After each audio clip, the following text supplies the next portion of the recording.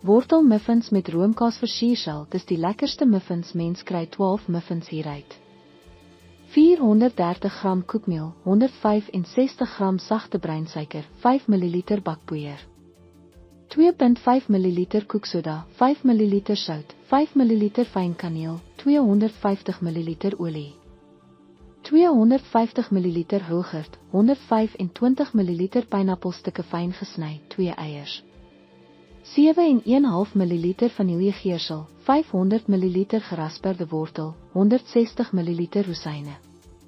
Versiersel bestaan uit 125 gram roomkaas, 30 gram botter, 10 ml fyn gerasperde suurlemoenskil, 5 ml suurlemoensap, 5 ml vanillegeersel en 400 ml versiersuiker gesif.